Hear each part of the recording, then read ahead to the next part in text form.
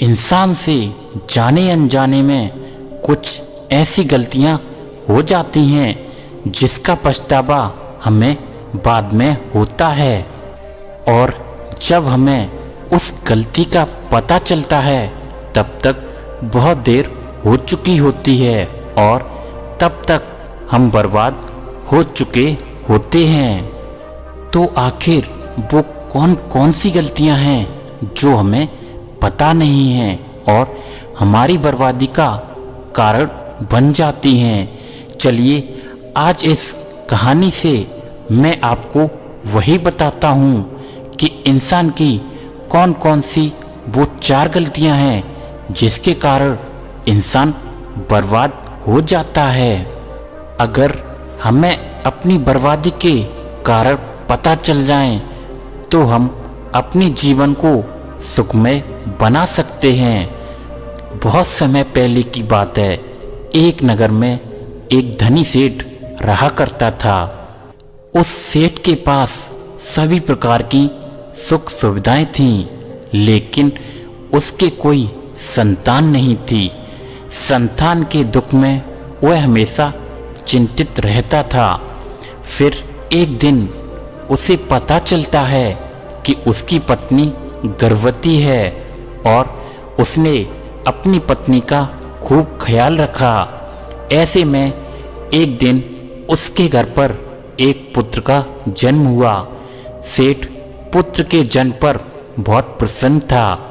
उसने पूरे नगर में मिठाई बंटवाई और उसके लालन पालन में कोई कमी नहीं छोड़ी। देखते ही देखते उसका पुत्र बड़ा हो गया। फिर सेठ ने उसे पुत्र को गुरुकुल भेजने का निर्णय किया ताकि वो पढ़ लिख कर एक विद्वान बन सके। अभी उसके पुत्र की उम्र ज़्यादा नहीं हुई थी, लेकिन उसने छोटी सी उम्र में अपने बेटे को शिक्षा ग्रहण करने के लिए गुरुकुल भेज दिया था। गुरुकुल में वह बालक अच्छे से शिक्षा ग्रहण करता, अपने गुरु की सभी आज्ञाओं का पालन करता। ऐसे में वह बालक धीरे धीरे वहाँ का सबसे होनहार विद्यार्थी बन जाता है। गुरुकुल में उसे बालक ने सारे वेद पुराण और शास्त्रों का अध्ययन किया और बहुत बड़ा विद्वान बन गया। लेकिन वो कहते हैं ना, समय कब बदल जाए किसी को पता नहीं होता। ऐसे ही एक दिन किसी प्राकृतिक आपदा की वजह से उसके माता पिता की मृत्यु हो गई, और जब उसके माता पिता की मृत्यु हुई तब तक उस बालक की शिक्षा पूर्ण नहीं हुई थी। और जब उस बालक को खबर पता चली कि उसके माता पिता अब इस दुनिया में नहीं रहे और उनका सब कुछ बर्बाद हो चुका है, तब उस बालक ने इस सांसारिक मोह से मन उठा लिया। उसके बाद उस बालक ने निश्चय किया कि वह गुरुकुल से शिक्षा पूर्ण करने के बाद ही अपना संपूर्ण जीवन लोगों की भलाई करने में व्यतीत करेगा। फिर जब उस बालक की शिक्षा पूर्ण हो गई तो उसके बाद वह बालक सन्यासी बन गया और वह संसार के वस्तुओं से दूर हिमालय के जंगल में चला गया। जंगल में जाकर उसने वहाँ लंबे समय तक तपस्या की। तपस्या पूर्ण करने के बाद उस सन्यासी ने लोगों को शिक्षा देना शुरू कर दिया।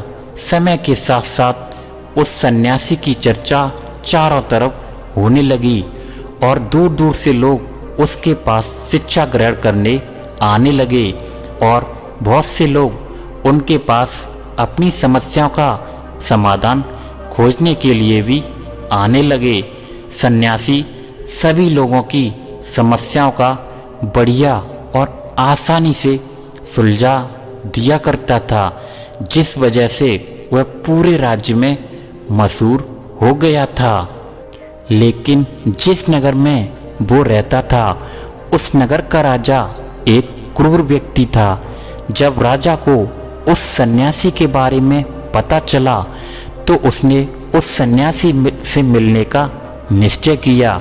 अगली सुबह राजा अपने महल से निकलकर उस सन्यासी से मिलने के लिए निकल गया और फिर वो राजा उसकी कुटिया पर जाकर पहुंच गया। वहां पहुंचकर राजा ने उस सन्यासी को देखा तो वह देखता ही रह गया। उसकी चेहरे की चमक एक अलग ही थी। जब वह सन्यासी के पास पहुंचा तब उसे बड़ी शांति का अनुभव हुआ। उस राजा ने उस सन्यासी को प्रणाम किया और सन्यासी के पास बैठ गया और सन्यासी से वार्तालाप करने लगा। वो राजा पहली मुलाकात में ही उस सन्यासी के व्यक्तित्व से इतना प्रभावित हुआ कि उसने उसी समय से अच्छाई की राह पर चलने की ठान ली और मन ही मन सोचने लगा कि इतनी छोटी सी मुलाकात में यह सन्यासी मुझे इतना बदल सकता है, तो अगर ये हमेशा के लिए मेरे साथ ही रहने लगे तो मेरी जिंदगी बदल जाएगी। और यही सोचकर राजा सन्यासी से अपने महल चलने के लिए आग्रह करने लगा। राजा का आग्रह सुनकर सन्यासी मना नहीं कर पाया और वो राजमहल चलने के लिए तैयार हो गया। फिर राजा सन्यासी को लेकर राजमहल की ओर चल दिया। राजमहल पहुंचने पर राजा ने सन्यासी का खूब आदर सत्कार किया और उसके बाद राजा ने सन्यासी को एक कमरे में भोजन करवाया और भोजन के लिए सन्यासी ने राजा को धन्यवाद दिया और राजा से जाने की आज्ञा मांगी। यह सुनकर राजा ने कहा कि आप हमारे बाग में जब तक चाहें तब तक रह सकते हैं। आपको यहाँ पर किसी भी प्रकार की कोई भी असुविधा नहीं होगी और आप यहाँ रहेंगे तो हमारी प्रजा को भी अच्छा लगेगा और हमें भी अच्छा लगेगा। यह सुनकर सन्यासी ने राजा का प्रस्ताव स्वीकार कर लिया। उसके बाद राजा ने सेवकों से कहा, सन्यासी महाराज के लिए बगीचे में रहने, खाने का और वस्त्र आदि का प्रबंध किया जाए। राजा की आज्ञा के अनुसार सेवकों ने एक सुंदर सी कुटिया का निर्माण कर दिया। उसके बाद वह सन्यासी उसी कुटिया में रहने लगा। सन्यासी को उस कुटिया में रहते रहते कई साल बीत गए और इस दौरान राजा ने उनकी खूब सेवा की। परंतु कई सालों के बाद एक दिन राजा और रानी को आवश्यक कार्य के लिए किसी दूसरे राज्य जाना पड़ा, लेकिन उन्होंने एक सेवादार को सन्यासी की सेवा के लिए नियुक्त कर दिया। परंतु वह सेवादार राजा के जाने के बाद बीमार पड़ गया और अपने घर चला गया और कभी लौटकर वापस नहीं आया। तो सन्यासी ने क्रोध में आकर उस राजा को खूब सुनाया और राजा से कहा, हे राजन, जो जिम्मेदारी तुम पूरी नहीं कर सकते हो तो वह उठाते ही क्यों हो। जब राजा ने सन्यासी से क्षमा मांगते हुए कहा कि हे भगवान, यदि मुझसे कोई भूल हो गई तो मुझे क्षमा कीजिए, मैं आपसे क्षमा मांगता हूँ और आप अपना क्रोध शांत कर लीजिए और मुझे बताइए कि आखिर हुआ क्या है। यह सुनकर उस सन्यासी ने कहा, तुम्हारे जाने के बाद मुझे यहाँ पर किसी ने भोजन नहीं दिया और मैं कई दिनों तक भूखा भी रहा। मुझे यहाँ पर आकर किसी ने ये तक नहीं पूछा कि मैं किस हाल में हूँ। यह सुनकर राजा ने सन्यासी से क्षमा मांगी और कहा, भगवान, आज के बाद मैं कोई ऐसी गलती नहीं करूँगा। कुछ देर के बाद मामला शांत हो गया। जब राजा और सन्यासी के बीच वार्तालाप हो रही थी तभी रानी भी यह वार्तालाप चुपके से सुन रही थीं और सब कुछ देख रही थीं। उसके बाद राजा ने उस सन्यासी को कोई भी शिकायत का मौका नहीं दिया और उसकी खूब सेवा की। परंतु कुछ दिनों के बाद राजा को फिर किसी आवश्यक कार्य से अपने राज्य से बाहर जाना पड़ा। लेकिन इस बार राजा ने राज्य से बाहर जाने से पहले अपनी रानी को कहा कि मैं जब तक नहीं आऊं तब तक आप स्वयं सन्यासी की देखभाल करेंगी। यह सुनकर रानी ने कहा, महाराज जी आप निश्चिंत होकर जाइए, मैं सन्यासी महाराज की अच्छे से देखभाल करूंगी। उसके बाद रानी हर रोज भोजन बनाकर सन्यासी महाराज को भेज देती थी। लेकिन एक दिन रानी नहाने के लिए चली गई और सन्यासी को भोजन देना भूल गई। सन्यासी ने काफ़ी देर तक भोजन का इंतजार किया, लेकिन जब भोजन नहीं आया तब सन्यासी सोच में पड़ गया कि आज खाना क्यों नहीं आया। उसके बाद सन्यासी ने सोचा कि वह खुद महल में जाकर देखेगा कि आखिर अब तक खाना क्यों नहीं आया। और फिर वह महल पहुंच गया। जब वह महल के अंदर पहुंचा तो वहां उसकी नज़र रानी पर पड़ी। रानी के लंबे लंबे काले बाल जो उसकी कमर पर लहरा रहे थे, उसकी कजरारी आंखें जो देखने से ही घायल कर दें, उसकी हिरनी जैसी चाल। रानी के इतने सुंदर रूप को देखकर सन्यासी घायल सा हो गया था और रानी की सुंदरता सन्यासी के मन में घर कर गई और वह वहां से बिना कुछ कहे ही अपनी कुटिया में लौट आया। सन्यासी रानी के रूप की सुंदरता को भुला ना सका और वह खाना पीना छोड़कर अपनी कुटिया में ही पड़ा रहा। उसने कई दिनों तक कुछ भी नहीं खाया, जिसकी वजह से वह बहुत कमज़ोर हो गया। फिर कुछ समय के बाद राजा वापस लौटे और जब उस सन्यासी की हालत का पता चला तो वह सीधे सन्यासी के पास पहुंच गए और बोले कि हे भगवान, क्या बात है, आपको क्या हो गया है? आप इतने कमज़ोर कैसे हो गए हो? आप किसी गहरी सोच में डूबे हो क्या? मुझसे कोई भूल हो गई है क्या? तब सन्यासी ने कहा, नहीं राजन, आपसे कोई भूल नहीं हुई है। यह सुनकर राजा ने कहा, तो फिर क्या बात है, आप मुझे बताइए, मैं आपकी परेशानी जरूर दूर करूँगा। यह सुनकर सन्यासी ने राजा से कहा, हे राजन, मैं आपकी रानी की अद्भुत सुंदरता को देखकर उनकी सुंदरता के फेर में पड़ गया हूँ और अब मैं रानी के बिना जिंदा भी नहीं रह सकता। यह सुनकर राजा हैरान हो गया और कुछ देर सोचने के बाद राजा ने उस सन्यासी से कहा, मैं आपको रानी दे दूंगा। यह सुनकर सन्यासी बहुत प्रसन्न हुआ। फिर राजा सन्यासी को लेकर महल चल दिए और जब राजा और सन्यासी महल पहुँचे तो उस दिन रानी ने अपने सबसे सुंदर वस्त्र और गहने पहने हुए थे। फिर राजा रानी के पास पहुँचे और राजा ने रानी से कहा कि कोई सन्यासी की मदद करनी चाहिए, यह बहुत कमज़ोर हो गए हैं और मैं नहीं चाहता कि किसी ज्ञानी पुरुष की हत्या का कलंक मेरे सर पर लगे। उसके बाद राजा ने रानी से पूछा, क्या आप यह पाप अपने सर पर लेना चाहती हैं? राजा की यह बात सुनकर रानी ने राजा से पूछा, आखिर इन सन्यासी के दुख का कारण क्या है? तो राजा ने रानी से कहा, सन्यासी आपकी अद्भुत सुंदरता के दीवाने हो गए हैं। राजा की यह बात सुनकर रानी ने कहा कि राजन, आप चिंता मत करिए, अब आप सब कुछ मेरे ऊपर छोड़ दीजिए। मुझे पता है कि मुझे अब क्या करना है।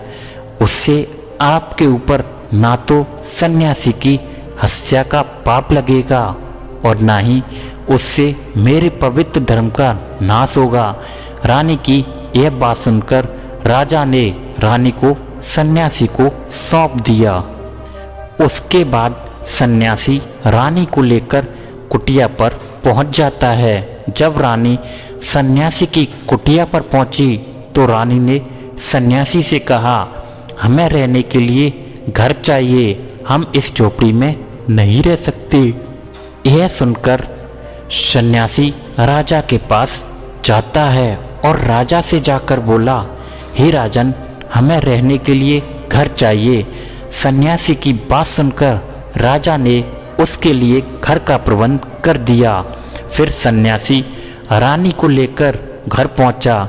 जब रानी सन्यासी के साथ रही तो उस रानी ने सन्यासी से कहा, यह घर तो बहुत गंदा है और इसकी हालत बहुत खराब है, मैं इस घर में नहीं रह सकती।